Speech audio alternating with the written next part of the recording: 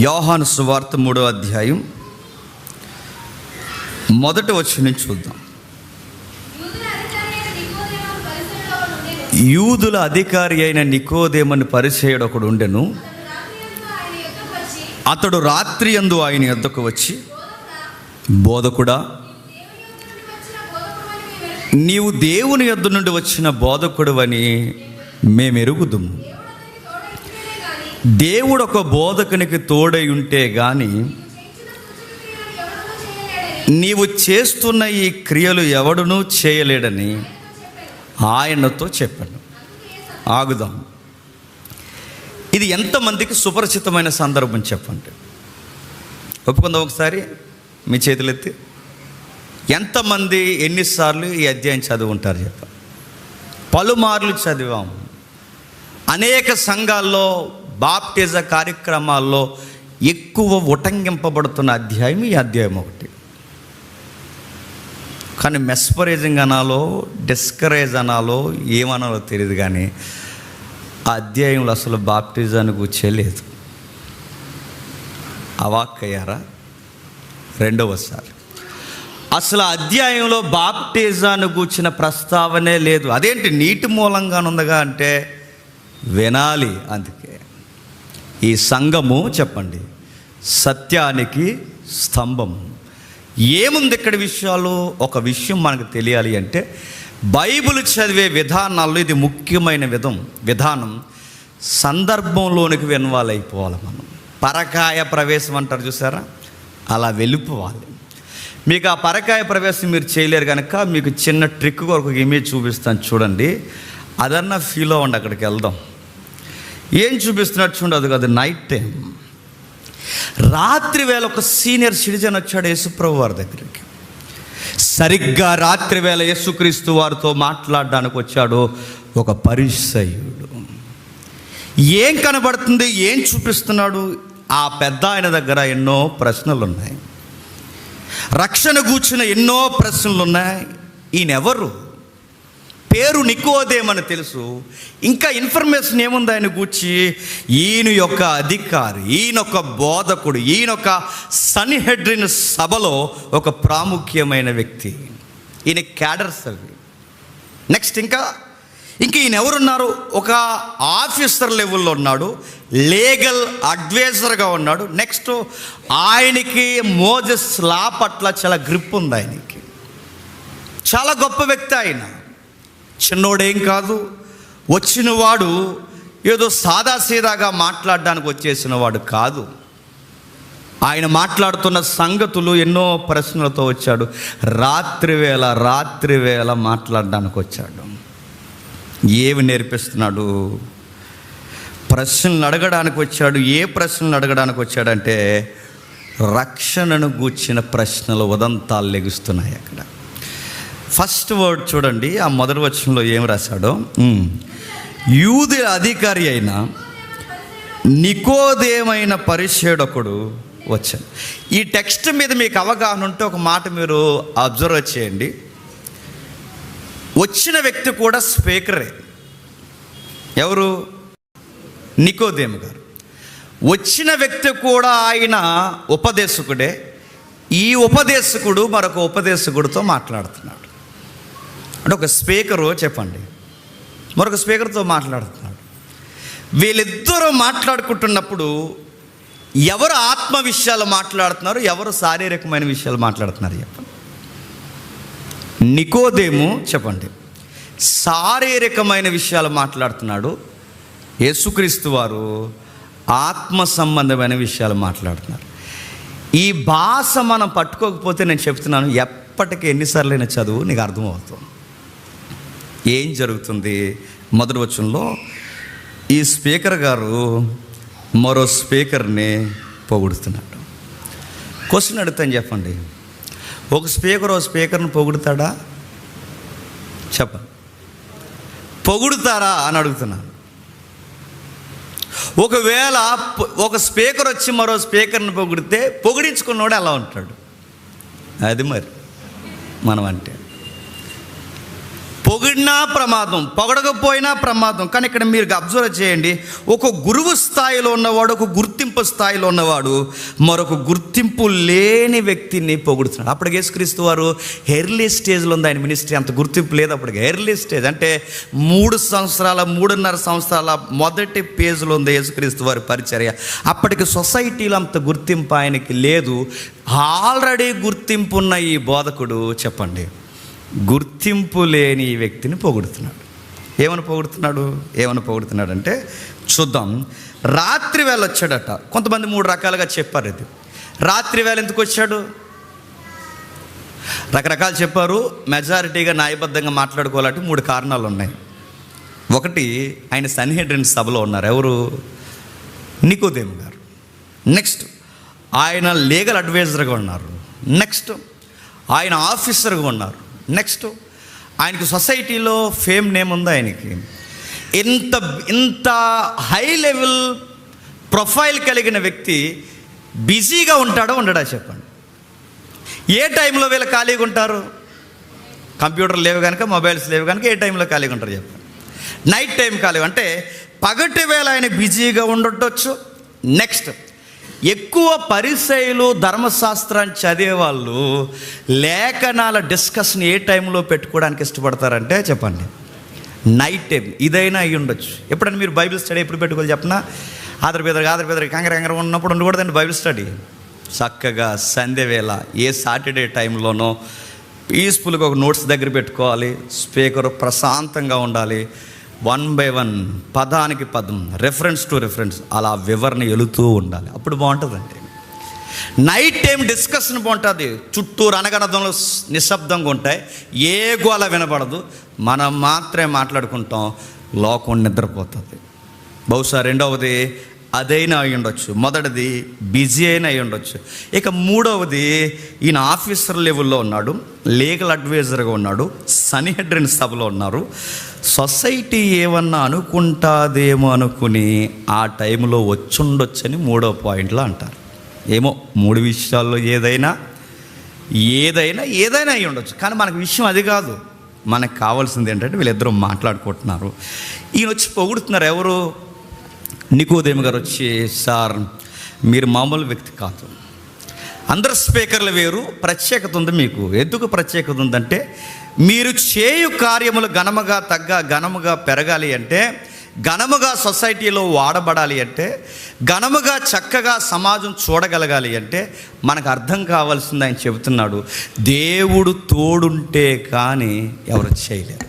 దేవుడు తోడుంటే కానీ కార్యాలు జరగవు. మీకు దేవుడు తోడున్నాడు, నేను నమ్ముతున్నాను. ఎంత పొగుడుతుంటే మీరు దేవుడు మనిషి అండి, మీరు దేవుని తరపున వ్యక్తి అండి అని పొగిడితే మనమైతే ఏమంటామండి?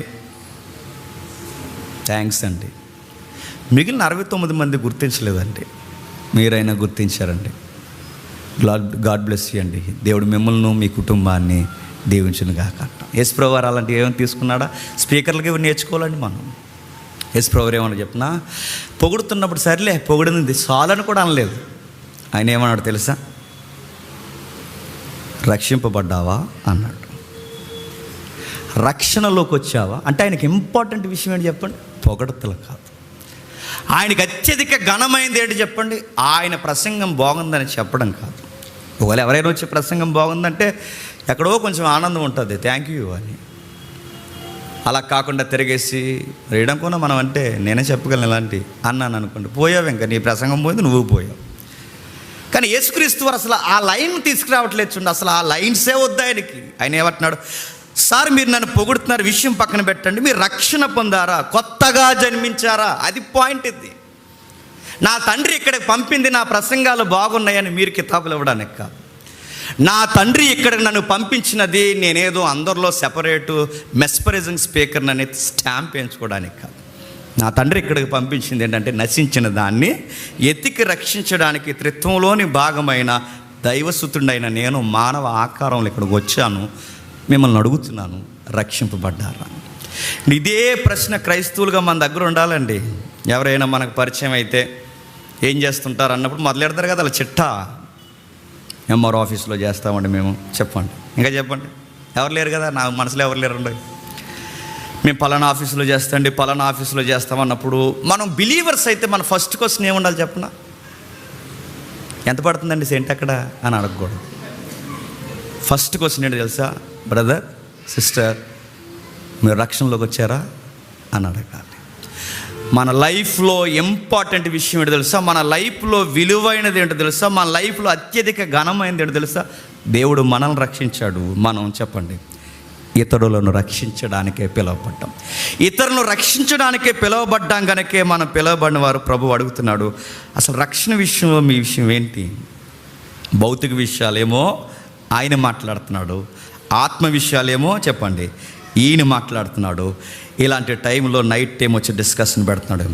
ఎందుకు సార్ మీరు ఇంత నైట్ టైం డిస్కషన్ అంటే, సొసైటీలో చాలా ప్రాబ్లమ్స్ ఉన్నాయి. అప్పటికి ఏమున్నాయి? 7వ అధ్యాయం 12వ అధ్యాయం చూడండి ఒకసారి. 12వ అధ్యాయం 42వ వచనం చూడండి. 12వ అధ్యాయం 42వ వచనం చూడండి.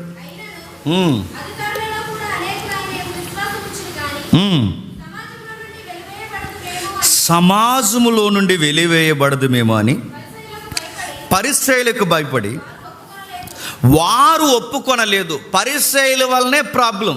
నెక్స్ట్, సమాజంలో ఎవరైనా యేసుక్రీస్తు వారిని మీట్ అయితే ఎవరి వల్ల ప్రాబ్లం చెప్పండి? పరిసయ్యుల వల్ల ప్రాబ్లం. నెక్స్ట్ క్వశ్చన్ అడుగుతున్నా, ఈయన ఎవరు చెప్పండి? పరిసయ్యుడే. ఎవరి వలనైతే ప్రాబ్లం ఉందో ఇప్పుడు ఆయనే ఎక్కడికి వచ్చాడు చెప్పండి? వచ్చాడు. ఇప్పుడు పరిసయ్యుడు గనక పబ్లిక్ ఒక న్యాయం, ఆఫీసర్కి ఒక న్యాయం అంటే కుదురుద్దా? అలా ఉంటే ఈ మనిషి మంచోడు అంటారా, ద్వంద్వ వైఖరి అంటారా చెప్పండి? ద్వంద్వ అంటే మనుషులు ఉంటే ఒకలాగా, మనుషులు ఏదో ఒకలాగా బతుకుతారు మీరు.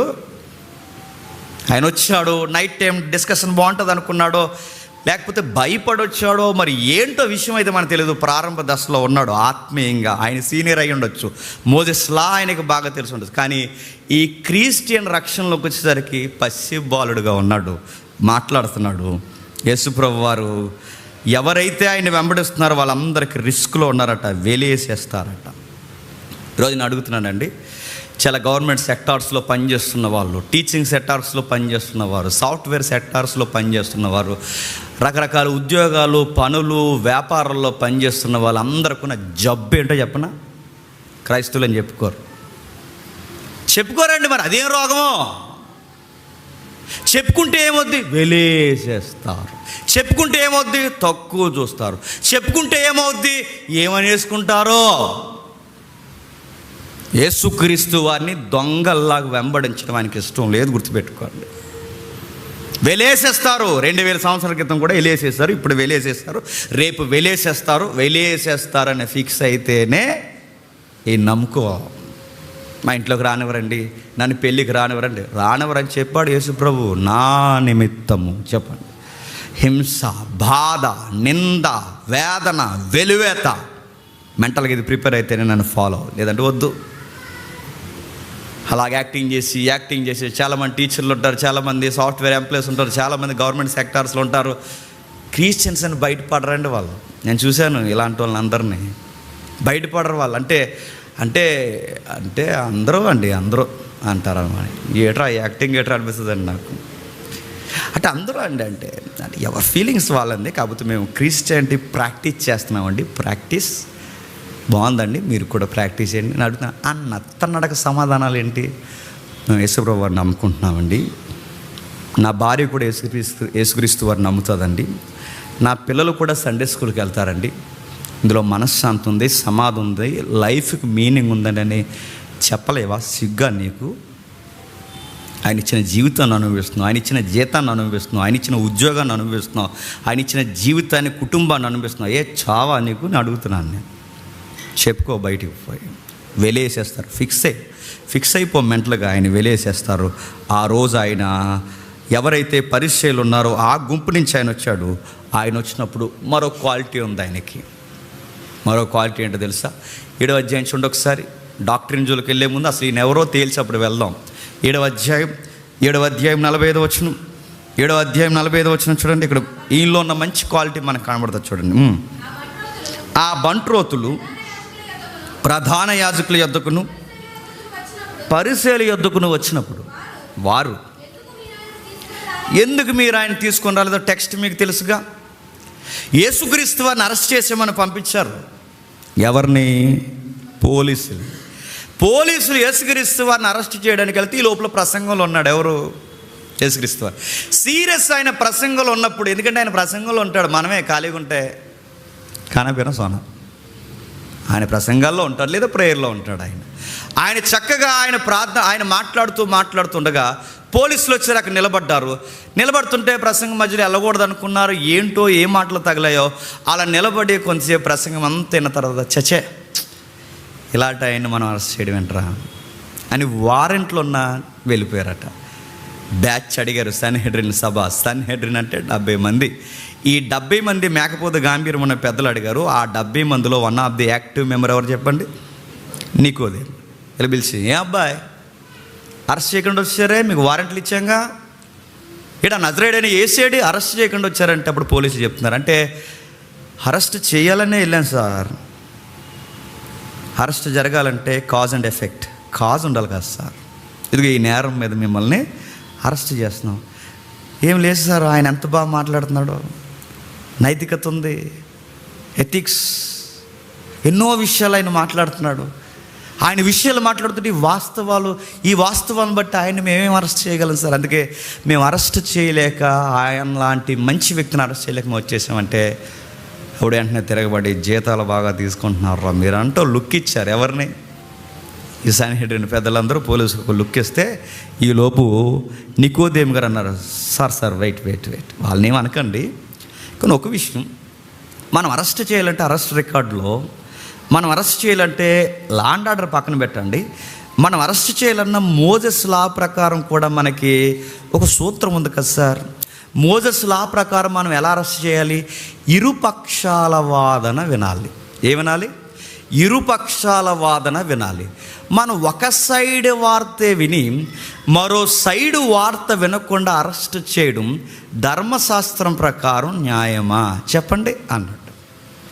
అంటే ఈ మాటలు చదువుతుంటే ఆయన గురించి మీకు ఏమనిపిస్తుంది? న్యాయవంతుడండి ఆయన.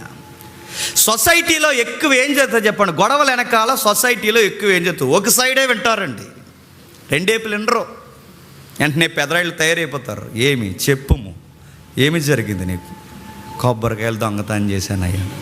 తప్పు లేదురా అబ్బాయి, ఎందుకు చేశారా అన్నారట. అంటే ఆకలేసిందయ్యా, క్షమించి వదిలేరా రెండేగా అన్నారట.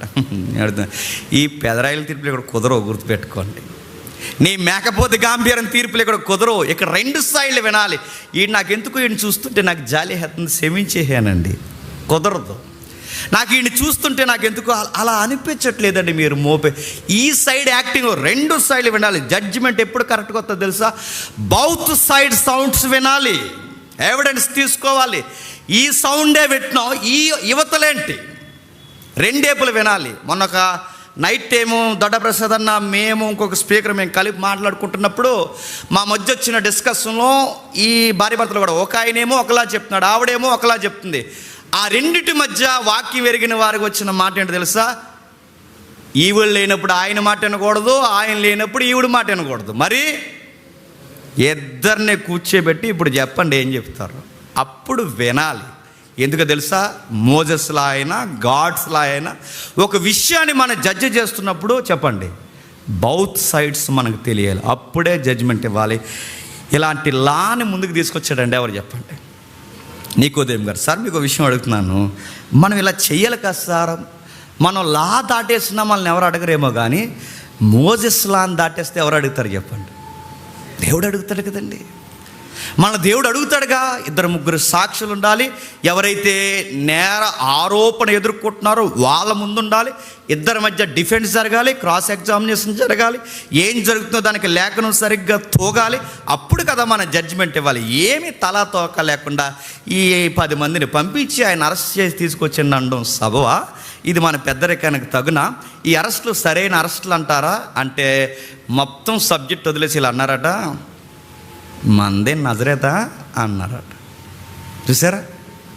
మందే నజరేతలో ఉందటి, మీది కూడా గలలియా, తెగ సపోర్ట్ ఇచ్చేస్తుందా, ప్రాంతీయ భేదమా అన్నారు. ఆయన అన్నాడు, మీరు ఏమనుకుంటా అనుకోండి, ఇది వాస్తవం. మీ 69 మంది ఒక పక్కనున్నా న్యాయం ఒక పక్కన ఉంటే ఆ ఒక్క పక్కనే ఉంటాను. మీ 69 మంది ఒక్క గొంతుతో అరిస్తే నేను ఒక్కడనే న్యాయం ఎటువైపు అరిస్తే అటువైపే నిలబడతాను. మీ ఇష్టం సార్, మీరు దేవునికి ఎక్స్ప్లెనేషన్ ఇచ్చుకుంటానంటే మీ ఇష్టం అని చెప్పాడు. ఇలాంటి జెన్యూన్ క్యారెక్టర్ ఉన్నవాడు ఎవరు చెప్పండి? నికోదేము ఎలా అంటోడు వచ్చాడండి యేసుప్రభువు వారి దగ్గరికి. వచ్చి ఆయన మాట్లాడుతున్నాడు. ఎంత బాగా మాట్లాడుతున్నాడు అంటే, అయ్యా నేను ఎవరి దగ్గర పడితే వాళ్ళ దగ్గరికి వెళ్ళే వ్యవహారం కాదు. పరిచయాలు ఎవరి దగ్గర పడితే వాళ్ళ దగ్గరికి వెళ్తారా?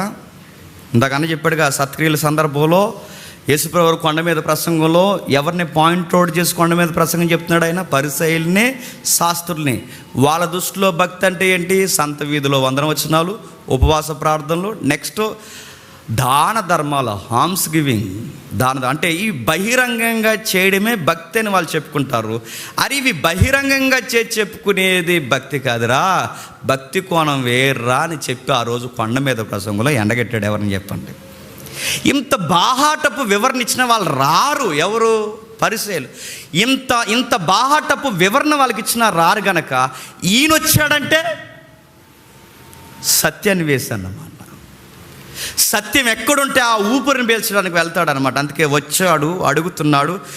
ఏదో పొగడాలని పొగట్లేదని జెన్యూన్గానే పొగుడుతున్నారు. సార్ నాకు విషయం తెలుసు, నాకున్న అనుభవాన్ని బట్టి, నాకున్న సీనియారిటీని బట్టి, నాకు తెలిసిన లేఖనాల పరిజ్ఞానాన్ని బట్టి ఇలాంటి క్రియలు జరగాలి అంటే దేవుడు తోడుంటేనే జరుగుతాయి. చెవిటోళ్ళకి వినబడడం ఏంటండి? పుట్టుగుడ్డు వాళ్ళు చూడడం ఏంటండి? చచ్చిన శవాలు లేవడం ఏంటండి? అరే ప్రవక్తలు కూడా అద్భుతాలు చేశారని మేము చదువుకున్నాం, కానీ ఇవి ప్రవక్తల ఊహలకు కూడా అందనట్టు ఉన్నాయి. నాకు అర్థమవుతుంది మీరు ఖచ్చితంగా దేవుని మనిషి, మీరు దేవుని చేత పంపబడిన మనిషి అంటే. సార్ సబ్జెక్ట్ అది కాదు, నైట్ టైం వచ్చారు, ఇంపార్టెంట్ సబ్జెక్ట్ డిస్కషన్లోకి డీప్లోకి వెళ్ళిపోదాం. అసలు మీకు రక్షణ ఉందా అని అడిగాడు. నూతన జన్మ మీకుందా అని అడిగితే ఆయన బోధకుడే కనుక బోధకుడు తగ్గట్టుగా మాట్లాడుతున్నాడు. కొన్ని విషయాలు మనకు అర్థం అవ్వాలంటే ఆ మాట్లాడుకునే వాళ్ళు స్టాండింగ్లోకి వెళ్ళి మధ్యలోకి నిలబెడితే కానీ మనకేం అర్థం అవ్వదు. లేకపోతే తమిళనాడులో ఉంటుంది అంతా మనకి. నాకు అర్థమైంది. ఇప్పుడు మీ ఇద్దరం ఎంత సీరియస్గా ప్రార్థన కదా మాట్లాడుకుంటున్నాడు. మీకు అర్థం అవ్వాలంటే అసలు ఓసారైనా ప్రార్థన కదా చదవాలిగా. అలా ఏదమ్మా ఏదో అయిపోయిందని వాళ్ళు ఇద్దరికి అనుకుంటారు మీరు. ఇప్పుడు ఇందులోకి దూరుతున్నాం మనం. ఇందులోకి రాత్రి వేళ ఇద్దరు టీచర్స్ మాట్లాడుకుంటున్నారంటే వాళ్ళ లాంగ్వేజ్ ఏ లెవెల్ ఉంటుంది చెప్పండి? వాళ్ళ గ్రాఫ్ ఏ లెవెల్స్ ఉంటాయి చెప్పండి? వాళ్ళ విధి విధానాలు, వాళ్ళు మాట్లాడుకునే పదాలు ఎంత ఎత్తుకుంటే చెప్పండి? ఇప్పుడు అలాంటిది మనం అందుకోవాలి అంటే ఆ స్టాండింగ్ పక్కకి వెళితే కానీ మనకు అర్థమవుతాయా? అందుకే వెళదాం. ఏం జరుగుతుందంటే ఆయన మాట్లాడుతున్నాడు. అందుకు యేసు అతనితో, ఒకడు క్రొత్తగా జన్మిస్తేనే కానీ దేవుని రాజ్యమును చూడలేడని నీతో నిశ్చయముగా చెప్తున్నాను. మీకు ఎక్కడ అర్థమైపోవాలి? బైబిల్ అర్థమైతే ఇక్కడే మీకు అర్థమైపోవాలి. 69 మంది నన్ను స్పష్టంగా చూడలేకపోయారు అంటే నువ్వు ఒక్కడవే చూడగలుగుతున్నావంటే చెప్పండి, నీలో నూతన జన్మ ప్రారంభమయ్యింది. అది పాయింట్ అక్కడ. 69 మంది చూడలేదు ఈ సమాజంలో, శాస్త్రులు, పరిసయ్యులు, ఈ పెద్దలు చూడలేదు, కానీ నువ్వు చూడగలుగుతున్నావు. దేవుని రాజ్యం అనగానే ఇక్కడ సంఘమే కాదు, ఇక్కడ దేవుని రాజ్యము, శక్తి, బలము, దేవుని జ్ఞానము ఎవరై ఉన్నారు చెప్పండి? యేసుక్రీస్తు. రాజ్యానికి కర్త అయినే, దేవుని శక్తి అయినే, దేవుని బలం అయినే, దేవుని జ్ఞానం అయినే, దేవుని వాక్యం అయినే. ఇప్పుడు నువ్వు దేవుని రాజ్యాన్ని చూడగలుగుతున్నావంటే, అంటే నన్నుగా నువ్వు గుర్తించగలుగుతున్నావంటే న్యూ లైఫ్ నీలో స్టార్ట్ అయింది నికోదేం అని చెప్తున్నాడు.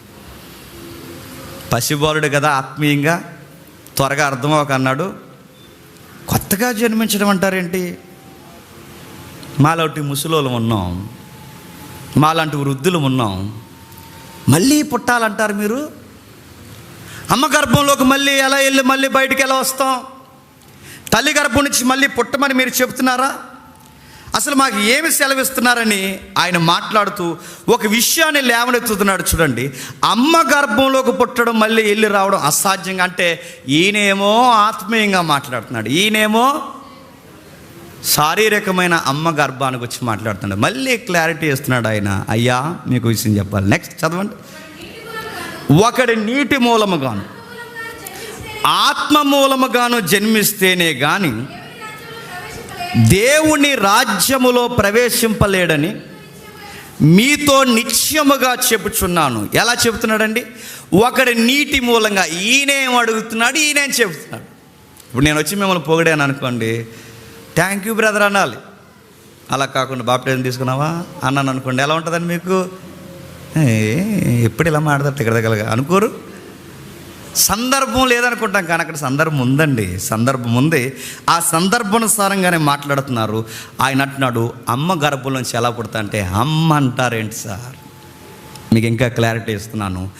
నీటి మూలముగాను, చెప్పండి, ఆత్మ మూలముగాను జన్మిస్తేనే కానీ దేవుని రాజ్యములో ప్రవేశించలేడని నీతో నిశ్చయముగా చెబుతున్నాను. ఇందాక స్టార్టింగ్లో క్వశ్చన్ మీకు రేజ్ చేశాను. నీటి మూలంగా అనగానే మెజారిటీ స్పీకర్స్, మెజారిటీ ప్రసంగాల్లో ఏమనుకున్నారు? నీటి బాప్టిజం అనుకున్నారు. విషయం ఏంటి తెలుసా? ఆ నైట్ టైం అసలు బాప్టిజ ప్రస్తావనే లేదు వీళ్ళ దగ్గర. మరి నీరంటే నీరు కాదా? కాదు. అలా ఎలా అంటే, ఆ మాట్లాడుకునే ఇద్దరు ఎవరు చెప్పండి? స్పీకర్స్ వాళ్ళు. ఇప్పుడు అలాంటి వక్తలు మాట్లాడుకుంటున్నారంటే వాళ్ళ స్టాండింగ్స్లో కొన్ని పదాలు మాట్లాడుకుంటున్నారు. నీటి మూలముగాను, చెప్పండి, ఆత్మ మూలముగాను. నీటి మూలముగాను, ఆత్మ మూలంగాను. ఆత్మను పక్కనెట్టండి, నీరంటే ఏంటి? ఏమన్నారంటే రెండు పదాలు చాలామంది. నేను అలాగే చెప్పానండి, దేవుని దేవాలయ రికార్డ్ అవ్వలేదు ఎప్పుడో. నాకు ఇప్పుడు కళ్ళు బాగా బ్రైట్నెస్ వచ్చింది. నీటి మూలంగా అనగానే ఇదిగో నీటిలో ముంచుతున్నాం కదండి, అదండి. ఆత్మ మూలంగా అంటే మనకు పరిశుద్ధాత్ముడు వస్తాడు కదండి, అప్పుడు మనం ఆత్మీయంగా జన్మిస్తామండి, అదండి అన్నారు. అంటే ఇంకెలా తోస్తే అలా చెప్పేస్తావా? సందర్భం వద్దా? బోధ చేయడం ఎంత ప్రాముఖ్యమో, బోధన ఎగా తీస్తే మెడ మీదకి కత్తి వస్తుంది అన్నది కూడా చెప్పండి అంతే వాస్తవం. మనకు తెలియకపోతే తెలియదు, తెలిస్తే తెలుసు. మాకు 2 రెళ్ళు వరకే వచ్చండి అంటే అంతే వచ్చు, అంతే. మనకు రాంది కూడా యాక్టింగ్ చేసాం అనుకోండి, ఎదురు చెప్తుంటే మా గ్రహం మీద అలాగే అంటారండి 2 రెళ్ళు 6 అని. అంటే గ్రహం మీద ఉండవు, గుర్తెట్టుకో. నీ లెక్కలు నేర్చుకుని చెప్పు. ఏం చెప్తున్నాడు చూద్దాం. నీరంటే ఏంటి చూద్దాం ఒకసారి. ఈయనకి ఏం తెలుసు? నికోదేముకు బాగా ఏం తెలుసు అండి? పాత నిబంధన తెలుసు. పాత నిబంధనకి ఈయనకి బాగా తెలుసు కనుక పాత నిబంధనలో నీరంటే ఐడియాలజీలో ఏంటి చూద్దాం ఒకసారి చూద్దాం. యెషయా గ్రంథం తీయండి ఒకసారి, 44వ అధ్యాయం. యెషయా గ్రంథం 44వ అధ్యాయం 3వ వచనం చూడండి. యెషయా గ్రంథం 44వ అధ్యాయం 3వ వచనం. దప్పిగల వారి మీద నీళ్లను,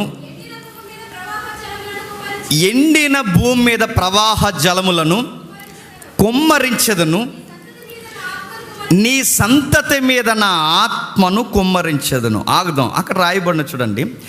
ఎండిన భూమి మీద ప్రవాహ జలాలు కుమ్మరిస్తా అన్నాడు. యెషయా గ్రంథం మీరు ఇంటికి వెళ్ళిన తర్వాత 53వ అధ్యాయం కూడా మీరు చదవండి. ఎండిన భూమిలో లేత మొక్క వల్ల ఆయన మొలుస్తున్నాడు అంటారు. యెషయా గ్రంథంలో ఎండిన భూమి అంటే ఎవరు? అర్థం అయిపోతే రేపు తూర్పు అయిపోతుంది చూడమే చెప్పాలి. యెషయా గ్రంథంలో ఎండిన భూమి అంటే ఎవరు? గ్రంథకర్త ఉద్దేశంలో ఎండిన భూమి అంటే ఎవరు? ఇశ్రాయేలీలు. ఎండిన భూమిలో లేత మొక్క అంటే ఎవరు? యేసుక్రీస్తు. ఇప్పుడు ఎండిన భూమి లేత మొక్క అనేది ఏ అధ్యాయంలో ఉంది? యెషయా 53వ అధ్యాయంలో ఉంది. ఓకే, యెషయాకి 53వ అధ్యాయానికి ముందున్న అధ్యాయం ఇప్పుడు మనం తిరిగేస్తాం. ఏది? 44వ అధ్యాయం. ఇక్కడ కూడా ఏమంటున్నాడు? ఎండిన భూమి అన్నాడు. ఇప్పుడు ఇక్కడ ఎండిన భూమి అంటే ఏంటి చెప్పండి. అక్కడ మొక్క అంటే మొక్క కాదు, అక్కడ మొక్క అంటే మెస్సయ్య. అక్కడ భూమి అంటే భూమి కాదు, అక్కడ ఎండిన భూమి ఇశ్రాయేలు. ఇక్కడ మనకు కనబడుతుంది. ఇక్కడ ఎండిన భూమి అంటే ఎండిన భూమి కాదు, ఎవరు చెప్పండి? అదే చెప్పండి, అది యెషయా గ్రంథమే. అక్కడ అర్థమేముందో చెప్పండి. ఇక్కడ అర్థం, ఇక్కడ ఎండిన భూమి అంటే ఇశ్రాయేలు. ఎండిన భూమి అంటే భూమి కాదు, మొక్క అంటే మొక్క కాదు, నెక్స్ట్ నీరు అంటే నీరు కాదు. మీకు అర్థమవుతుందా? పొయిటిక్ ఎక్స్ప్రెషన్ అంటారు దీన్ని. పదాల ద్వారా రూపకలంకారంగా మాట్లాడే భాష, భావ వ్యక్తీకరణ, పద్య భాగాలు, రచనా కావ్యాలు అంటారు వీటిని. గ్రంథకర్త యొక్క శైలి అంటారు దీన్ని. అంటే ఇక్కడ ఎండిన భూమి అనగానే ఇశ్రాయేల్ అయితే, లేత మొక్క అనగానే అక్కడ యేసుక్రీస్తు వారైతే, ఇప్పుడు ఎండిన భూమి దగ్గర నీరు అనగానే ఎవరు నీరంటే వివరణ కింద ఇచ్చాడు చూడండి, కింద ఇచ్చాడు. అదే వచనం చదవండి మళ్ళీ, అదే వచనం.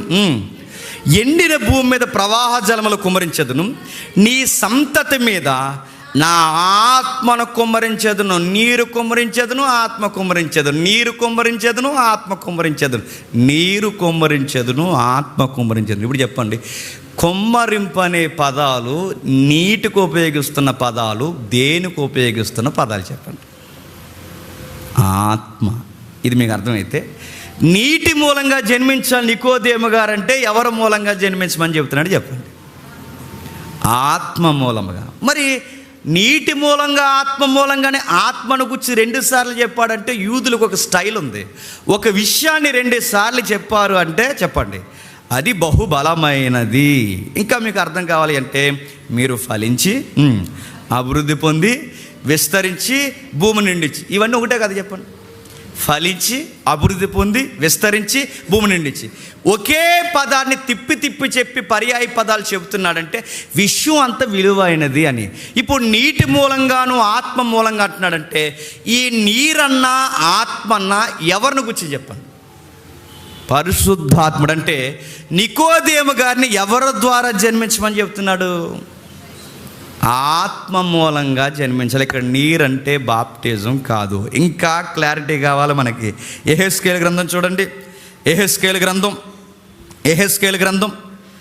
36వ అధ్యాయం, యెహెజ్కేలు గ్రంథం 36వ అధ్యాయం 25వ వచనం చూడండి.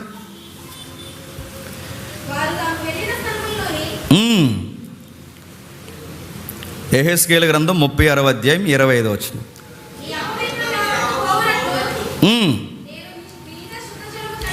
మీ అపవిత్రత పోవున్నట్లు మీ మీద నేను ఏం జరుగుతాడట?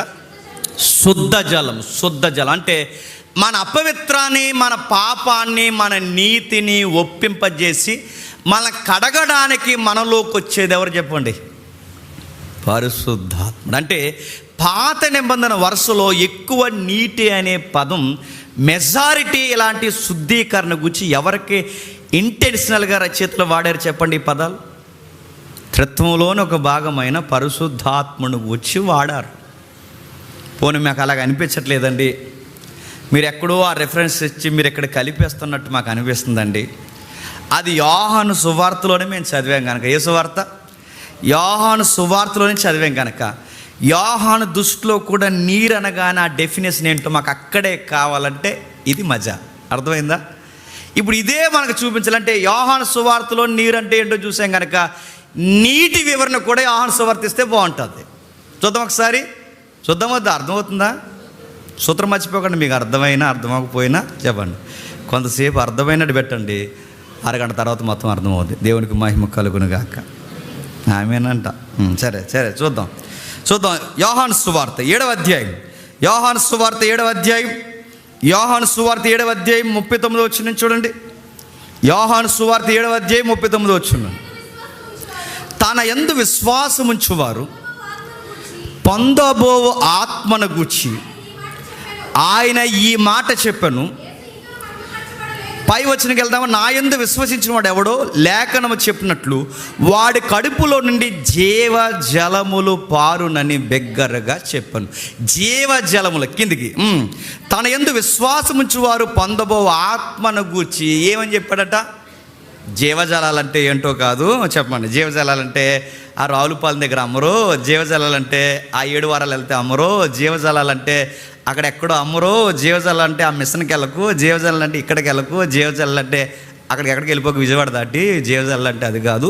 జీవజలాలంటే చెప్పండి పరిశుద్ధాత్మ. ఇప్పుడు చెప్పండి, యోహాను సువార్తలో కూడా నీటిని గూర్చిన పదం ఎవరికి వాడారు చెప్పండి? పరిశుద్ధాత్ముడికే వాడాడు. ఇదిగో సమరయ స్త్రీ దగ్గరికి మండుట ఎండవేళ వచ్చాను కూర్చుని, అది యోహాను సువార్తే.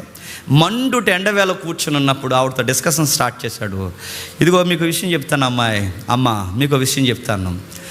ఒక్కసారి నేను ఇచ్చి నీళ్ళు తాగితే మరలా ఇంకెప్పుడు దప్పుకొనరు. అవి ఎప్పటికీ జీవజల బొగ్గలు ఊరుతూనే ఉంటాయంటే ఆవిడ అందుకోసారి ఇచ్చండి తాగేస్తానంది. కానీ విషయం ఏంటి తెలుసా, ఆవిడకి తెలియని జీవజలాలు ఏంటి చెప్పండి ఇప్పుడు? పరిశుద్ధాత్ముడు. అంటే మీరు ఎక్కడ ఈ విషయాలు కదిపినా పరిశుద్ధాత్ముడు అనే ఈ పదాన్ని, నీటి పదాన్ని ఆత్మకు క్రోడీకరిస్తూనే ఉపయోగించాలి. ఇంకా స్థిరపడద్దామా? దీనికి స్టేట్మెంట్కి జోడింగ్ పౌలు గారు ఇస్తే బాగుంటుంది. పౌలు గారిని అడుగుదాం. తీతు పత్రిక ఒకసారి చూడండి. తీతు పత్రిక 3వ అధ్యాయం, తీతు పత్రిక 3వ అధ్యాయం, తీతు పత్రిక 3వ అధ్యాయం 5వ వచనం చూడండి.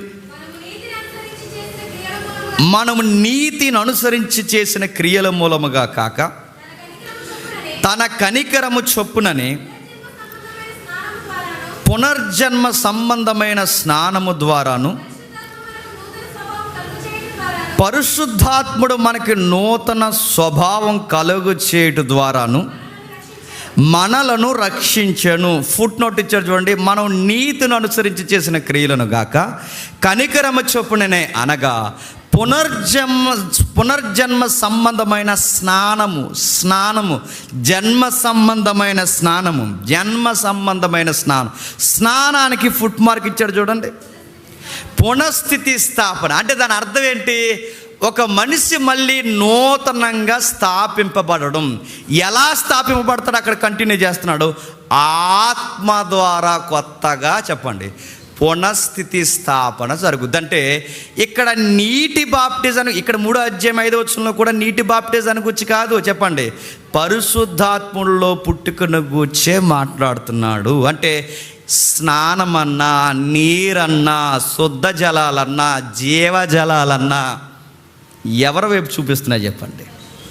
పరిశుద్ధాత్ముడు. ఇప్పుడు నికోదేము గారు చెప్తున్నాడు, అయ్యా మీరు నీటి మూలముగాను ఆత్మ మూలముగాను జన్మిస్తేనే కానీ దేవుని రాజ్యమును చూడలేరు. మీరు చూస్తున్నారు, ఆల్రెడీ నన్ను గుర్తిస్తున్నారు, మీలో జన్మ మీకు తెలియకుండానే స్టార్ట్ అయింది. వింతైన మాట ఏంటో తెలుసా? ఆ కిందకు వచ్చేసరికి చాలా ఎత్తైన బరువైన పదాలు వాడుతున్నాడు అక్కడైనా. మీరు కొత్తగా జన్మింపవలనని నేను మీతో చెప్పినందుకు ఆశ్చర్యపడవద్దు. కిందికి గాలి తనకిష్టమైన చోటున విసురును, దాని శబ్దము విందువే కానీ అది ఎక్కడి నుండి వచ్చునో ఎక్కడికి పోవునో అది మీకు తెలియదు. ఆత్మ మూలముగా జన్మించిన వాడు కూడా అలాగే ఉంటాడు. ఇప్పుడు ఆగుదాం. పరిశుద్ధాత్మ వలన మనం పుట్టామని మనకు ఎలా తెలుస్తుందండి? స్లోగా మాట్లాడతారా? ప్రైజ్ ద లార్డ్ అని స్లోగా నడుస్తారా? కుర్చీ చేసినప్పుడు కొంచెం ఎదరికొచ్చేలాగా కూర్చుంటారా? ఇవన్నీ పర్సనాలిటీ డెవలప్మెంట్లో చూపించే యాటిట్యూడ్స్. ఇవన్నీ మేము ఇంత నమ్రతతో మీ ఎదుట ఉన్నామని చెప్పడానికి. సైడ్ పాపులు తీసుకోవడం, స్లోగా మాట్లాడడం మంచిదే, సైలెంట్గా ఉండడం మంచిదే. కానీ ఇతను పరిశుద్ధాత్మ వల్ల జన్మించడని ఎలా తెలుస్తుంది? తెలియదండి, అస్సలు తెలియదు. ఎందుకు తెలియదంటే చెప్తున్నాడు చూడండి. ఆడు ఎప్పుడు పరిశుద్ధాత్మ వలన జన్మించాడో మనకు తెలియదు అనడానికి ఒక ఉదాహరణ ఎత్తున్నాడు. గాలి అలా వస్తుంది, అలా వెళ్ళిపోతుంది. గాలి వచ్చిందని మనకు అర్థమవుద్ది. అది అక్కడ స్టార్ట్ అయిందండి గంట ముందు. నల్లగా ఉంది ఏటో అన్నావంటే నిన్నేం చేస్తారు చెప్పు? జాయిన్ చేసేస్తారు. ఎక్కడ దగ్గరలో హాస్పిటల్ జాయిన్ చేస్తారు. ఇంకా ఎక్కువైపోతే మానస హాస్పిటల్ అక్కడ ఉంది, తీసుకెళ్ళి అక్కడ ఉంది మన దానమైపోయాడు, అక్కడ ఏం జాయిన్ చేసేస్తారు. లేదంటే ఇంక ఎక్కువైపోతే గాలి ఇగో నల్లగా తెల్లగైపోతుందండి అన్నావంటే ఇంకా హైదరాబాద్ తీసుకెళ్ళిపోతారు. అంతే. గాలి కనబడదు కానీ గాలి ప్రభావాన్ని అనుభవించగలమో లేదు చెప్పండి? చల్లగా వేస్తుందండి మబ్బుకి, గాలి ఇటువైపు తూర్పు గాలి వేస్తుందండి అని చెప్తాం. గాలి మనకు కనబడదు కానీ గాలి ప్రభావాన్ని ఏం చేస్తాం చెప్పండి? సేమ్ ఒకడు పుట్టాడు ఆత్మలు అనడానికి గుర్తు ఏంటంటే వాడు ఎప్పుడు పుట్టాడో తెలియదండి. చాలామంది అనుకుంటారు నా ప్రసంగం విని మారిపోయాడండి. తప్పండి ఆ మాటలు. మన ప్రసంగాలు విని మారరు. పరిశుద్ధాత్ముడు కలగజేసుకుంటేనే చెప్పండి మారతారు. దేవుడు ఒకడిని ఆకర్షిస్తే కానీ ఎవ్వడు మన యొద్దకి రాడు. మనం ఏమనుకుంటాం, మా నానమ్మ ప్రార్థన చేసిందంటే మీ నానమ్మ గాలి కూడా నీకు తెలుదు. మీ నానమ్మ ప్రార్థన వలన, నా ప్రసంగాల వలన మారిపోడు. అక్కడ ఒకరు ఇన్వాల్వ్ అవ్వాలి. ఎవరు చెప్పండి? పరిశుద్ధాత్ముడు. అంటే ఆత్మ పుట్టిక జరిగింది. అది ఎప్పుడు జరిగింది తెలియదు. అది ఈ రాత్రే జరగచ్చు, నిన్నే జరగచ్చు, ఎప్పుడు జరిగిందో కూడా జన్మించినట్టు కూడా స్పష్టం ఉంది. కానీ ఒక క్లారిటీ మనకు ఉంటుంది, అనుభవిస్తాం. ఎలా అనుభవిస్తాం? ఒకప్పుడు ఇదే టైంకి సండే ఈవినింగ్ వస్తే నీకు రాజమండ్రి పార్కుల చుట్టూ తిరగడం అంటే నీకు ఇష్టం. కానీ ఇప్పుడు సత్యం వినడం అంటే నీకు ఇష్టం. అంటే నువ్వేమయ్యావు చెప్పు? మారావు. నీకు సత్యం నచ్చుతుంది. గంటలు కూర్చుని వాక్యము అంటున్నావంటే నీ టేస్ట్ మారిపోయింది, నీ విజన్ మారిపోయింది, నీ భావాలు మారిపోయాయి. గంటలు తెల్లవార్లు ఇక్కడ వాక్యం చెప్పినా ఉండాలనిపిస్తుందండి, తెల్లవార్లు ప్రార్థన పెట్టినా ఉండాలనిపిస్తుంది. అంటే ఏమైందిరా నీకు అంటే, పాతోడు చచ్చాడు చెప్పండి, కొత్తోడు పుట్టాడు. వీడి టేస్ట్లు ఎలా ఉంటాయి తెలుసా? వీడి పార్కుల్లోనో, ఆర్ట్స్ గ్రౌండ్లోనో, ఎక్కడెక్కడ ఉందిగా తిండి ప్రోగ్రాం, అక్కడెక్కడో కూర్చోడు, ఎక్కడికి వెళ్ళడు. వాక్యం అంటాడు. వాడు ఎంత బిజీ షెడ్యూల్ ఉన్నా వచ్చి అక్కడ కూర్చుంటాడు. అరే ఏంట్రా బైబిల్ ఏంట్రా మీకు అని పిచ్చా అంటే, ఎస్ చెప్పండి, మాకు బైబిల్ పిచ్చి, మాకు వాక్యం పిచ్చి, మాకు దేవుడు పిచ్చి. ఇక్కడ కూర్చొని ఉండడం, వినడం అంటే మాకు ఇష్టం. టేస్ట్లు మారిపోతాయి. ఒకప్పుడు అలా సినిమా చూస్తుంటే మన మనసు ఏమనిపించదు, భలే కొట్టాడండి, ఇడికి 2 తగిలితే బాగున్నా, పక్క ఓవర్ యాక్టింగ్ ఎక్కువ చేస్తాను అని ఫీల్ అయిపోతాం. చిన్నప్పుడు పాత సినిమాలు, సెంటిమెంట్ సినిమాలు చూద్దాం, అడిగితే మనం ఏడుస్తాం, ఆడకరా దొంగలు రేళ్ళందరూ, నేను నీ విలువ తెలియలేదు కానీ ఆడేడితే మనం ఏడు చేసేవాళ్ళు. ఇప్పుడు మనస్సాక్షి ఎలా ఉంటే చెప్పనా, అమ్మో సినిమా చూస్తున్నాను, ఇంత విలువైన సమయాన్ని నేను వ్యర్థం చేస్తున్నాను, నా దేవుడు ఈ విషయాన్ని బట్టి కూడా లెక్క అడుగుతాడేమో, నేను ఎక్కువ టీవీ చూస్తున్నాను, నేను ఎక్కువ మొబైల్ వాడుతున్నాను, నేను ఎక్కువ మూవీస్ చూస్తున్నాను, నా దేవుడు నన్ను నేను అడుగుతున్నాను. ఈ మార్పు ఏంటండి అంటే అదే ఆత్మలో జన్మించడం అంటే. ఎక్కువ ఆత్మీయులతో ఉండాలనిపిస్తుంది, ఎక్కువ వాళ్ళతో మాట్లాడాలనిపిస్తుంది. మా లైఫ్లో ఏం జరిగినా ఫస్ట్ కాల్ వాళ్ళకి వెళ్ళిపోతుంది, సంతోషమైన ఫస్ట్ ఫోన్ వాళ్ళకి వెళ్ళిపోతుంది, మనకి బాధ వచ్చినా మొదటి ఫోన్ వాళ్ళకి వెళ్ళిపోతుంది, మనకి ఏం జరిగినా స్టార్టింగ్ వాళ్ళతో పంచుకుంటే. ఎందుకంటే అదంతే. ఇది ఆత్మ కలిగించి చెప్పండి ఐక్యత, అదంతే. సార్ మీకు విషయం చెప్తున్నాను, అది ఎలా ఉంటుందని మీరు అడుగుతారు ఏంటండి? మీరు అడగకూడదు.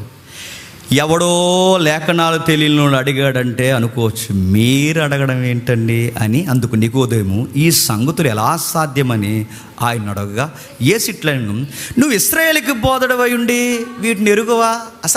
అసలు మీరు క్వశ్చన్ అడగడం ఏంటండి? అలా ఎలా మారిపోతారండి సడన్గా? మనుషులు సడన్గా ఎలా మారిపోతారండి అంటే, నికోదేము అంట, అసలు ఈ క్వశ్చన్ మీరు అడగొచ్చా స్పీకర్ అయి ఉండి? మీరు ఇశ్రాయేలుకి బోధకుడు ఉండాలి. మీరు చదవలేదు? ఇదిగో మీ రాతి గుండెని తీసి మాంసం గుండెని ఇస్తాన్నాడు, మీరు చదవలేదు అది? ఇదిగో ఒకేసారి మీ శుద్ధ జలాలు జల్లి మిమ్మల్ని మార్చేస్తాడు, మీరు చదవలేదు అది? పాత స్వభావాన్ని తీసి నూతన స్వభావాన్ని ఇస్తాడు, రెప్పపాటున మనుషులు మారుతున్నారు, మీరు చదవలేదు అది? ఆ రోజు యెహోవాని గురించి ఎవరికి బాహాటంగా వివరించాల్సిన అవసరం లేదు, వారి హృదయం అనే పలక మీదే నా మాటలు ఆత్మీయంగా రాసేస్తాను అన్నాడు, అది చదవలేదా మీరు? అది మీరు అడుగుతున్నారు ఏంటంటే ఇలాంటి క్వశ్చన్స్? బయట లేదంటే మనిషి ఎలా మారుతాడంటే, అంటే వాడికి అర్థం అవ్వలేదు, వాడికి స్టాండింగ్ లేదు కనుక వాడు అడిగాడంటే అర్థం ఉంది. మీకు స్టాండింగ్ తెలుసు, పదాలు తెలుసు, లేఖనాలు తెల్లారితే చదువుతారు. మీ 70 మంది కలిసి ఆ సన్హెడ్రిన్ సభలో మీరు అడుగుతున్నారు ఏంటి సార్? మీ లెవెల్ ఏంటి? మీరు అడుగుతున్న ప్రశ్నలు ఏంటి? అడగండి. ఆత్మమూలంగా మారడా అంటే మనసు మారడా? ఈ సృష్టి అంతా ఒకేసారి అంధకారం కలిగి ఉంటే, చీకటి జలముల మధ్య ఈ పదార్థం కూరుకుపోయి ఉంటే, అంధకారమందు వెలుగు కలుగును గాక అని దేవుడు పలికినప్పుడు అంధకారమందు వెలుగు కలగలేదా? అంధకారమందే వెలుగు కలగజేసిన దేవుడు అంధకార హృదయాలను వెలుగుమయంగా ఎలా జరుగుతుందని మీరు ఎలా అడుగుతున్నారండి? ఎలా సాధ్యమండి అని మీరు అడుగుతున్నారంటే, ఆ నమ్మనోడు అడుగుతాడు, మీరు ఎలా అడుగుతున్నారండి? సరే వదిలేయండి. మీరు డౌన్ అయ్యి మాట్లాడుతున్నారు కనుక నేను కొంచెం డౌన్ అయ్యి మీకు ఎగ్జాంపుల్ చెప్తాను అని ఆయన లైన్లోకి వచ్చాడు. చూడండి ఏమంటున్నాడో. మీకు తెలుసు ఈ సంగతులని, నేను కొత్త ఏం చెప్పట్లేదు, లేఖనాలు ఉన్నాయే మీకు చెప్తున్నాను. చూసిన దానికే సాక్ష్యం ఇచ్చున్నాను. మా సాక్ష్యం మీ సభలు అంగీకరించలేండి, ఎందుకంటే మీకు అదో రకమైన వైరాగ్యం ఉంటుంది, మీరు అంగీకరించలేండి. నెక్స్ట్, భూ సంబంధమైన సంగతులు నేను మీతో చెప్పినప్పుడు మీరు నమ్మకున్నప్పుడు, పరలోక సంబంధమైన సంగతులు మీతో చెప్పినప్పుడు మీరు ఎలా నమ్ముతారు? కిందికి, మరియు పరలోకం నుండి దిగి వచ్చిన వాడే తప్ప, పరలోకంలో ఉండే మనుష్య కుమారుడు తప్ప పరలోకానికి ఎక్కిపోయిన వాడు ఎవరు లేరు. ఇక్కడ జాగ్రత్తగా వినండి. మీరు అనుకుంటున్నారు మీ మేకపోతు గడ్డాలు వేసుకుని, నిలువుటంగీలు వేసుకుని, సభలో కూర్చొని బోధ చేసి, ఈ క్రియలు, వందన వచనాలు, ఉపవాస కూడికలు, బహిరంగ ప్రార్థనలు చేసి, ఈ భక్తి చేసి మీరు పరలోకం వెళ్ళిపోతారు అనుకుంటున్నారు. కానీ నేను చెప్తున్నాను, ఒకడు పరలోకం వెళ్ళాలన్నా, పరలోకం నుంచి ఒకడు భూలోకానికి రావాలన్నా ఒకడి ద్వారానే జరుగుద్ది, మనుష్య కుమారుడైన నా వల్ల. గుర్తుపెట్టుకో, మీ క్రియల వలన మీరు పరలోకానికి పోరు, మీ మేకపోతే గాంభీర్యం వల్ల మీరు పరలోకానికి పోరు, మీకు మోక్షము మీరు అనుకుంటే రాదు. అక్కడున్నవాడు ఇక్కడికి వచ్చాడు, ఇక్కడున్నవాడు మళ్ళీ అక్కడికి వెళతాడు. నేను ఆ వచ్చినోడు వెళ్ళినోడు నేను పర్మిషన్ ఇస్తే తప్ప ఎవ్వడు రాడు, నా ద్వారా తప్ప అన్నాడు. మీరు ఏదో అనుకుంటున్నారు, మీరు 70 మంది టీంలో ఉన్నాం, మాకు కాకపోతే దేవుడు పరలోకం ఎవరికి ఇస్తాడు, మాకు 70 సైర్లు వేస్తారు అనుకుంటున్నారు. మీకు ఏం వేయరు సార్. నా పర్మిషన్ లేకపోతే తండ్రి మీకు వెల్కమ్ బోర్డు కూడా పెట్టడం నా ద్వారా జరుగుద్ది. ఇంకా ఇంపార్టెంట్ విషయం చెప్తున్నాను సార్, ఎలా జరుగుద్ది అని అడిగారుగా, కిందకి చెప్తున్నాడు. మరియు పరలోకం నుండి దిగి వచ్చిన వాడు, అనగా పరలోకం నుండి ఉండు మనుష్య కుమారుడే తప్ప పరలోకానికి ఎక్కిపోయిన వాడు ఎవరు లేరు. వెళ్ళిపోయారు అనుకుంటున్నారేమో ఎవరైనా? ఎవరో వెళ్ళరు. నా పర్మిషన్ లేకుండా పూర్వం ఉన్నవారైనా వెళ్ళరు, చెప్పండి.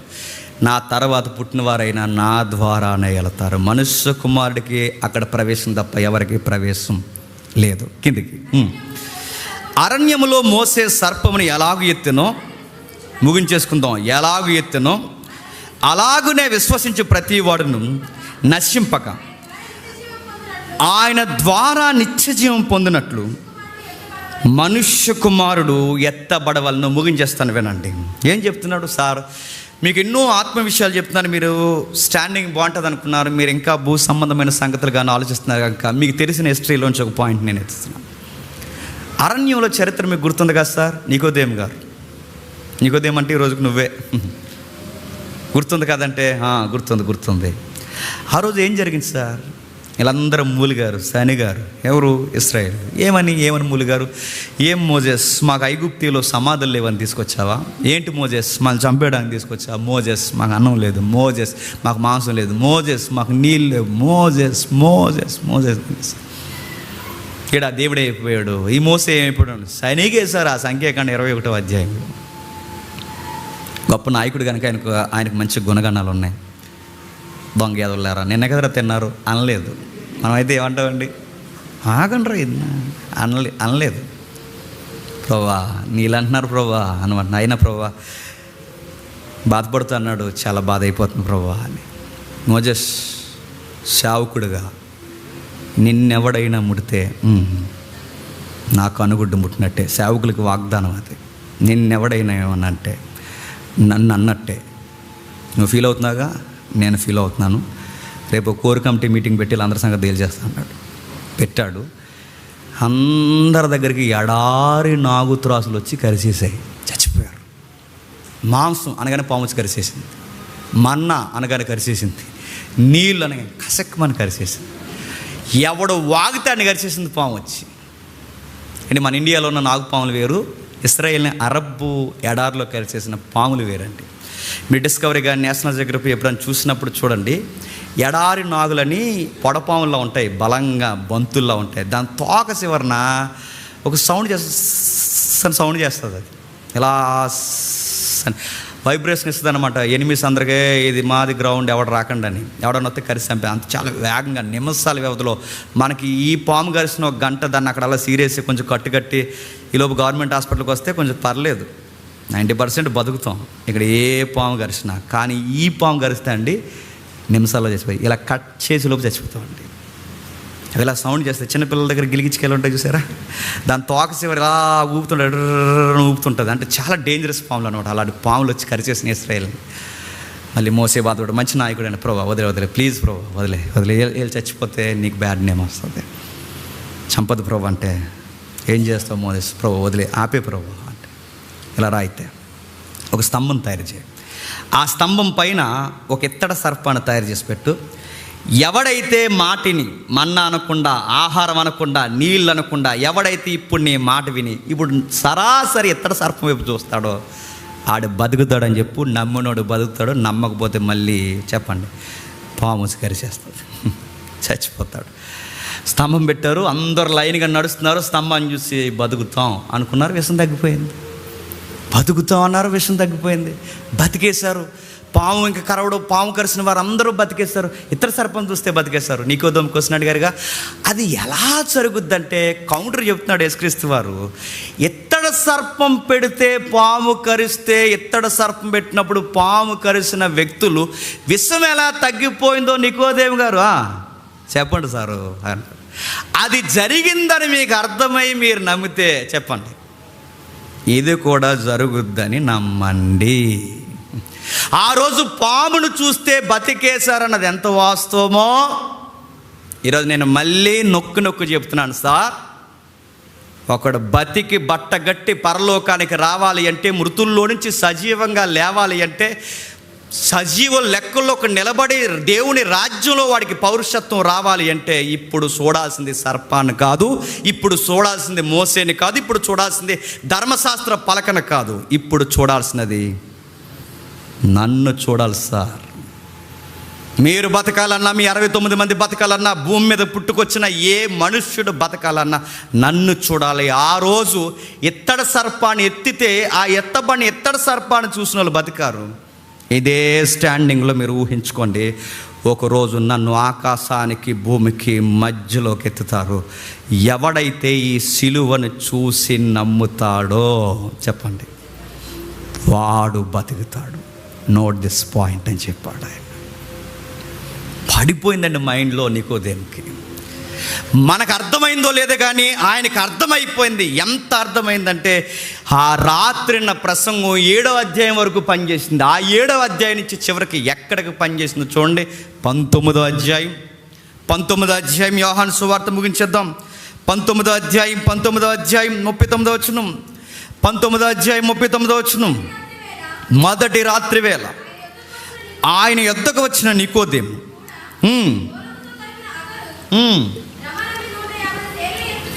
రమారమి 150 సేర్లు ఎత్తు తెచ్చెను.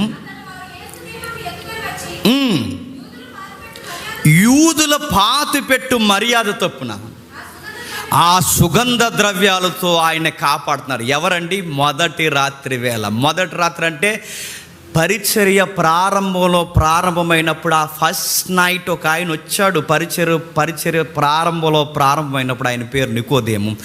ఆ రోజు పుట్టాడు. 7వ అధ్యాయంలో కొంచెం ఎదిగాడు. యేసుప్రభు పక్షాన డిఫెండ్ చేస్తున్నాడు. ఆయన జాబ్ని రిస్కులో పెట్టాడు. ఈరోజు ఎంత ఎత్తుకు ఎదిగాడంటే, ఇశ్రాయేలు ఆ రోజు బతకడానికి ఇత్తడి సర్పాన్ని చూడడానికి వెళితే, ఈరోజు ఈ కుళ్ళిపోయిన సమాజం నుంచి మళ్ళీ బతికి బట్ట కట్టడానికి, ఆత్మలో మరింత పరిపూర్ణంగా జన్మించడానికి ఎత్తబడిన యేసు ప్రభు దగ్గరకు వచ్చి దేహాన్ని కాపాడుతున్నాడు. ఓ కామెంటేటర్ భలే రాశాడండి. ఏమన్నాడు తెలుసా? అందరూ యేసుక్రీస్తు వారిని పొగుడుతున్నప్పుడు రహస్యంగా రాత్రి వచ్చాడు. నాకు ఒక్కసారి ఇంటర్వ్యూలో లెగిసేయండి. అందరూ పొగుడుతున్నప్పుడు, అందరూ యేసుక్రీస్తు వారిని పొగుడుతున్నప్పుడు రహస్యంగా రాత్రి వేళ వచ్చాడు. అందరూ పొగుడిన వాళ్ళందరూ వెళ్ళిపోయి ఆయన ఎవరో మాకు తెలియదు అన్నప్పుడు చెప్పండి, బహిరంగంగా వచ్చాడు. పుట్టినవాడు ఎదిగాడు. ఎదిగినవాడు ఎంత ఎత్తుకు ఎదిగాడో తెలుసా? లైఫ్, జాబ్, ఫ్యామిలీ, ఏదైతే సిటిజన్షిప్ ఉందో ఇవన్నీ రిస్క్ అయిపోతాయని తెలిసినా తెర మీదకి వచ్చి ఆయన దేహాన్ని కాపాడుతానన్నాడు. రిస్క్లో పెట్టాడు. లైఫ్ని రిస్క్లో పెట్టాడు. జాబ్ని రిస్క్లో పెట్టాడు. నేమ్ రిస్క్లో పెట్టాడు. ఫ్యామిలీ వెలివైపోతుందని పెట్టిన రిస్క్లోకి వచ్చాడు ఆయన. తిరిగిన శిష్యులు వెళ్ళిపోయారు. ఆయనతో నిద్రపోయిన శిష్యులు వెళ్ళిపోయారు. ఆయన రొట్టెలు తిన్న వాళ్ళందరూ వెళ్ళిపోయారు. ఆ రోజు పొగిడిన వాళ్ళు అందరూ వెళ్ళిపోయారు. ఈరోజు ఎవ్వరు లేరు. అందరూ పొగుడుతున్నప్పుడు రాత్రి వచ్చాడు. ఎవ్వరు లేనప్పుడు మళ్ళీ చిమ్మ చీకట్లో వచ్చి బహిరంగంగా ఆయన శరీరాన్ని నేను కాపాడుతానని రిస్క్లో లైఫ్ పెట్టాడు. చూడండి, నేను ముగించేస్తున్నాను. ఈయన భక్తి జీవితం యొక్క ఆయుష్కాలం ఎంతండి? ఈయన భక్తి జీవితానికి చెప్పండి. ఈయన ఆత్మీయ జీవితం యొక్క అప్పటికి ఆత్మీయ జీవితం యొక్క వయసు ఎంత? కేవలం 3.5 సంవత్సరాలండి.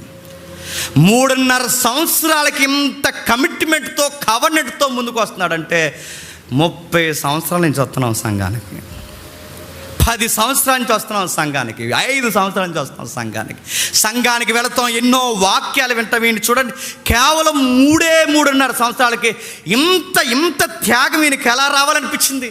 3.5 సంవత్సరాలకి ఈయనకి ఎలా రావాలనిపించిందంటే, ఆయన పుట్టింది చెప్పండి, ఆత్మలో జన్మించాడు. ఆత్మలో పుట్టినవాడు ఎలా ఉంటాడో తెలుసా? యేసుప్రభు నమ్ముకుంటే ఉద్యోగం తీసేస్తున్నారంటే తీసేయండి సార్, పర్లేదు, కానీ ఆయన ఎరుగునని మాత్రం చెప్పండి అనలేను. యేసుప్రభు నమ్ముకుంటానంటే ఆధార్ కార్డులు తీసేస్తారట, సెకండ్ సిటిజన్షిప్ 2nd గ్రేడ్ ఇస్తారట, భారత పౌరసత్వంలో 2వ గ్రేడ్ అట రాబోతున్నాయంట త్వరలో. ఆఫర్లు, బంపర్ ఆఫర్లు రెడీగా ఉండండి. యేసుప్రభు అని చెప్పుకుంటే అప్లికేషన్ ఇలా రాస్తే ఇదిగో ఇలా ఉంటాయంట. మరి ఏంటి రెడీ అంటే, ఆత్మలో జన్మించిన వాడు అంటాడు, రెడీ సార్, మా పీకల మీద కత్తిలెట్టినా, మా కళ్ళల్లో ఇదిగో మమ్మల్ని చంపేస్తా అని గుర్రెగా మమ్మల్ని చూసిన నికోదేము వలె, అరిమతయి యోసేఫు వలె పారిపోం సార్.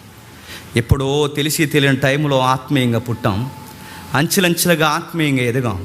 ఈరోజు యేసుప్రభు నమ్ముకున్నాక ఎంత ఎత్తుకు మేము ఎదిగామంటే, ఆయన కొరకు మా కుటుంబాలని, మా ప్రాణాలని, మా ఉద్యోగాల్ని పనమగా పెట్టడానికి ఎదిగాం.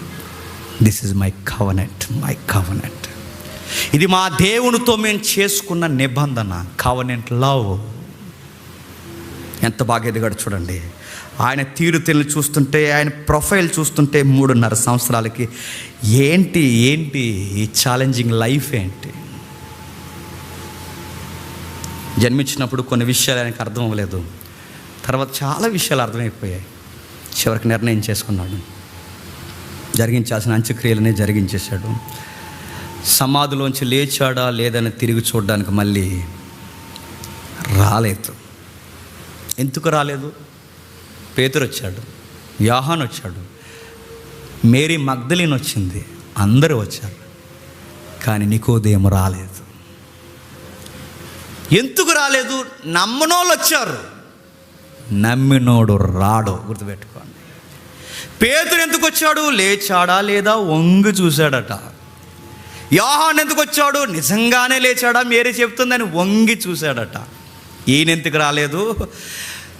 నేను నమ్మిన నా యేసునాథుడు, ఈ నజరుడైన యేసుడు మరలా లేస్తాడని గుర్తించాడు గనకే మళ్ళీ ఇంకా రాలేదు.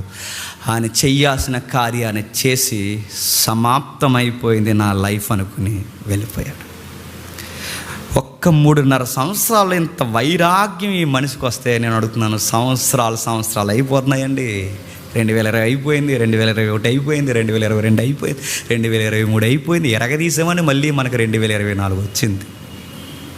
ఏం చేసాం? ఎన్ని ప్రసంగాలు, ఎన్ని మర్మాలు, ఎన్ని సత్యాన్ని కూర్చున్న, ఎన్ని బహిరంగ ప్రదర్శనలు చేయబడుతున్నాయి. ఇన్ని విన్నా నువ్వు ఏమనాలి? నీకు అసలు ఆత్మ పనిచేస్తుందా? నీకు అసలు నీకేమి అనిపించట్లేదు? నీకు అసలు ఆయన కొరకు నేను ఏం చేయాలి నీకేం అనిపించట్లేదా? ఎత్తబడిన క్రీస్తు కొరకు నేను ఏం చేయాలి నీకేం అనిపించట్లేదా? ఒక లీగల్ అడ్వైజర్గా ఉన్నవాడు లైఫ్ రిస్క్లో పెట్టాడు. నీ బోర్డు ఉద్యోగం కొరకు చచ్చి మానేస్తావు, నువ్వు చిన్న విషయం కొరకు చచ్చి మానేస్తావు, నువ్వు చిన్న విషయాల కొరకు చచ్చి మానేస్తావు. నేనేమనాలి? నువ్వు అసలు పుట్టావా? ఆత్మలో పుట్టావు? డౌట్ చేస్తుంది నాకు. ఆత్మలో పుట్టావు నువ్వు? అసలు ఆత్మలో పుడితే నీకు ఎలా ఉంటుంది చెప్పనా? టైం తెలీదు.